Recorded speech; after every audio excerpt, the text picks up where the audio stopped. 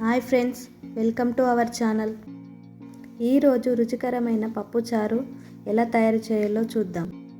చాలా సులువుగా ఈ పప్పుచారును ప్రిపేర్ చేసుకోవచ్చు.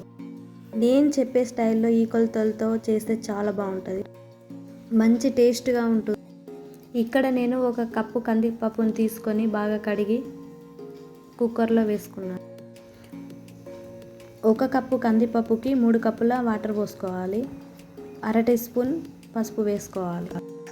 స్టవ్ ఆన్ చేసి పప్పును ఉడికించు 4-5 విజిల్ వచ్చేంత వరకు ఉంచండి. పప్పు ఉడికేలోపు పక్కన వేరే స్టవ్ ఆన్ చేసుకొని బౌల్ పెట్టుకొని అందులో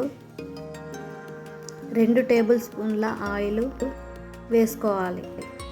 ఆయిల్ వేడెక్కిన తర్వాత 1 టీ స్పూన్ జీలకర్ర, 1 టీ స్పూన్ ఆవాలు, 2-3 ఎండుమిర్చి, 2-3 పచ్చిమిర్చి, 1 ఉల్లిపాయ, కొంచెం 2-3 కరివేపాకు రెబ్బలు, 10 వెల్లుల్లి రెబ్బలు వేసుకోవాలి. ఇప్పుడు వీటన్నిటిని కలుపుకోవాలి. 5 నిమిషాలు కలుపుతూ ఇలా ఫ్రై చేసుకోవాలి.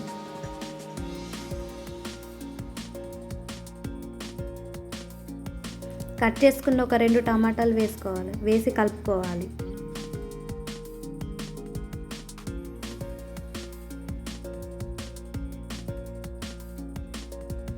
ఇలా కలిపిన తర్వాత 1/2 టీ స్పూన్ ఇంగువ వేసుకోవాలి. ఇప్పుడు 1 teaspoon red chilli powder వేసుకోవాలి.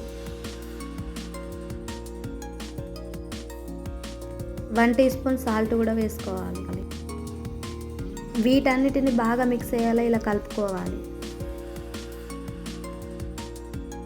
ఇప్పుడు 1/2 కప్పు చింతపండు రసం వేసుకోవాలి. ఇప్పుడు ఇలా కలుపుకోవాలి.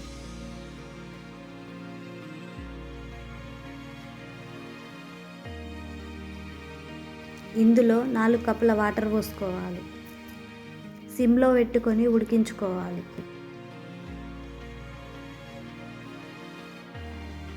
ముందుగా ఉడికించిన పప్పును ఇందులో పోసుకోవాలి.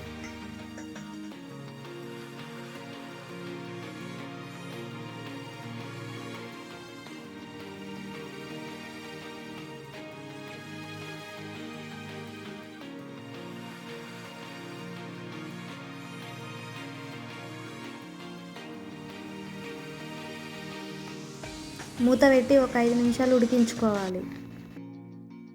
ఇది ఉడికిన తర్వాత కొత్తిమీర వేసుకోవాలి.